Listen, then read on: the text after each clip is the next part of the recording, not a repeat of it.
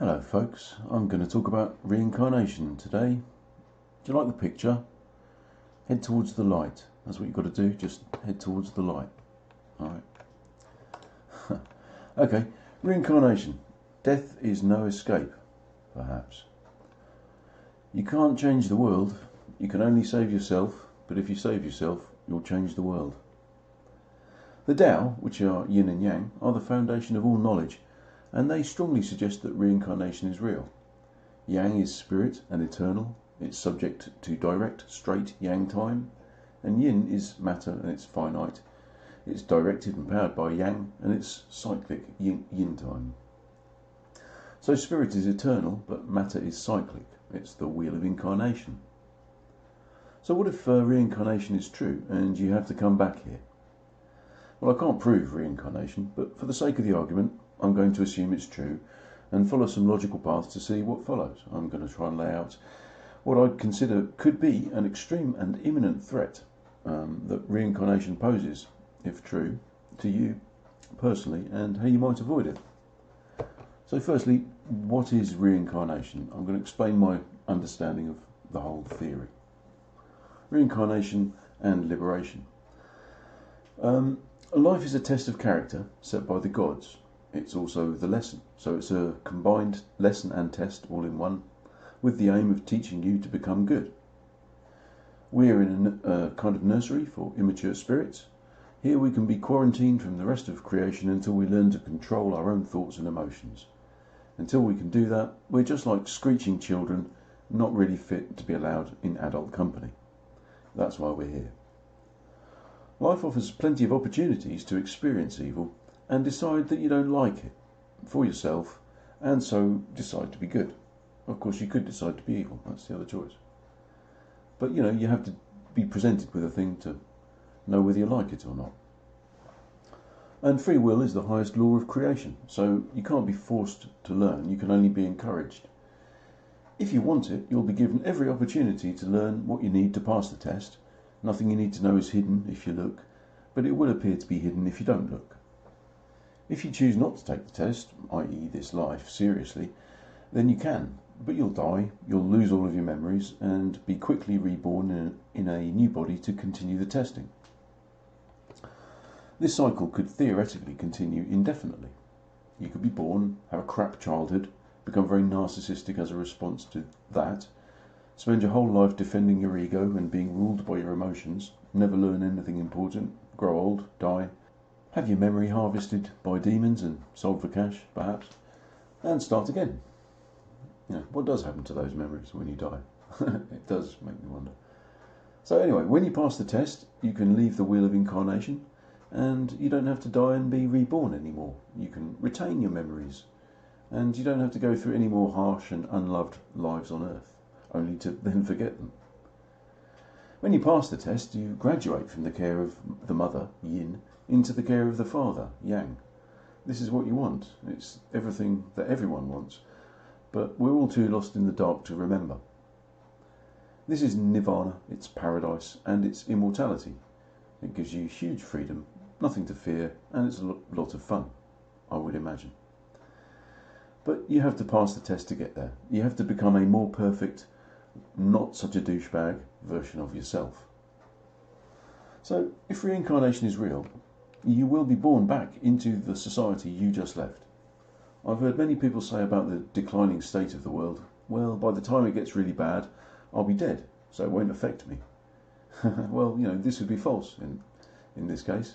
Those people would not be dead. They would be injected back into the mess of the world that they helped create as defenceless babies. If people accepted this as a possibility, they might do more to protect the rights of the next generation than they currently do. They might realise that that next generation could be them. And people are selfish, and, it's self-interest that really motivates people, sadly. Number two, you could be trapped here forever. You could be trapped here forever and never know. 1 billion lifetimes in ignorance and suffering every time you die. Your memory is reset and you don't remember anything that happened before. You think you're all new.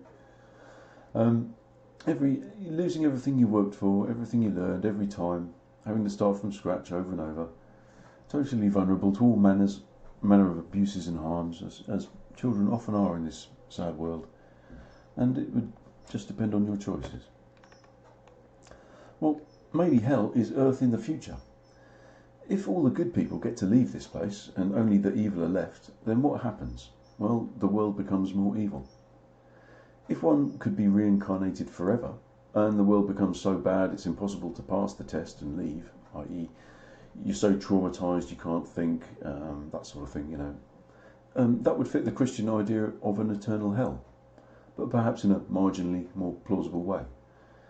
I think it's probably cyclic though, rather than an eternal thing, because if it becomes impossible to pass the test, then the machine is no longer performing its task.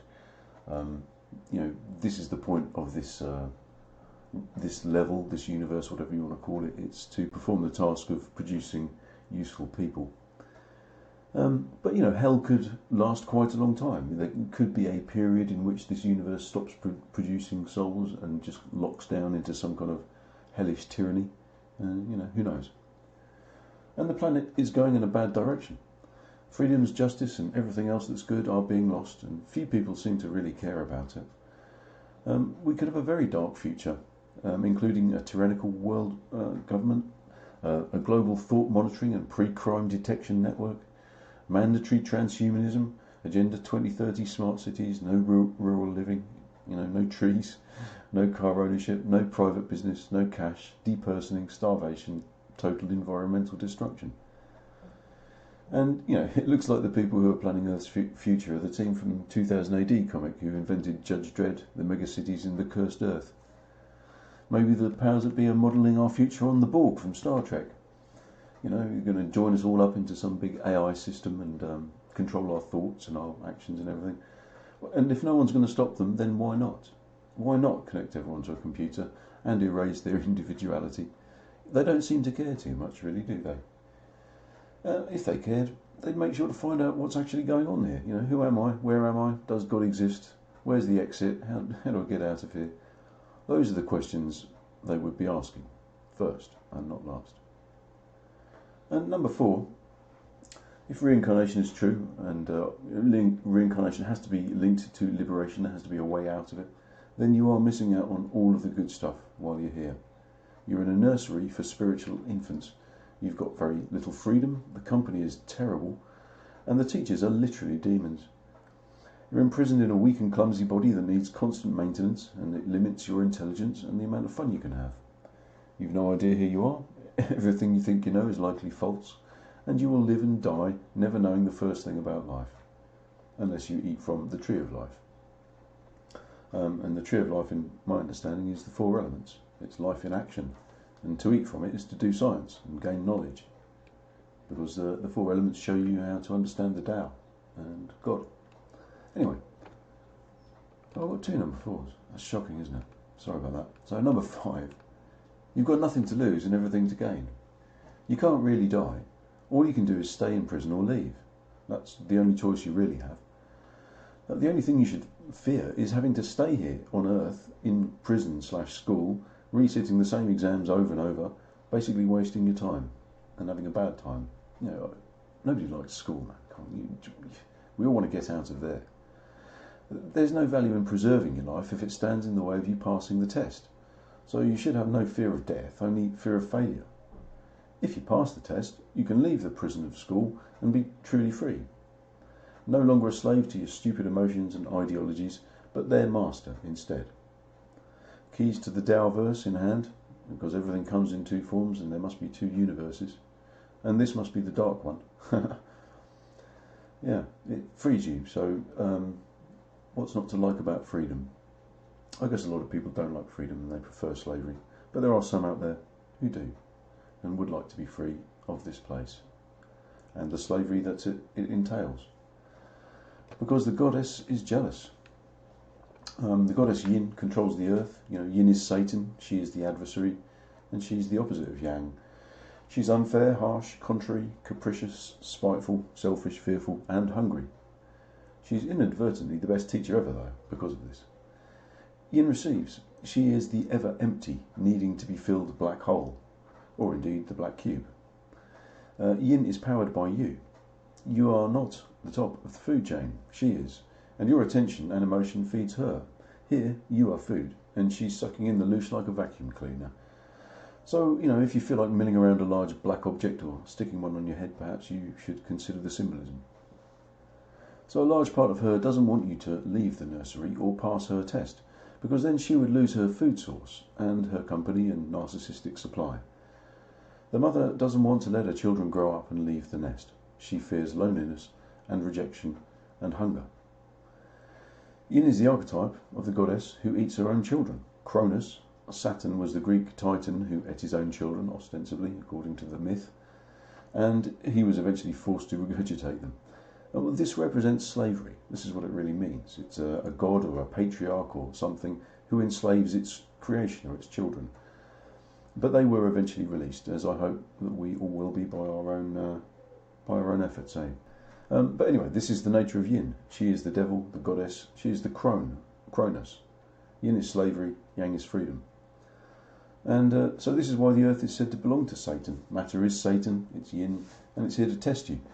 Being stuck in matter is a challenge, isn't it? Don't you find? All the things you have to do to maintain your body and live. So, anyway, there we are. Some thoughts about reincarnation. Thanks for watching. I hope you enjoyed it and it wasn't too mental. Take care. I'll catch you soon.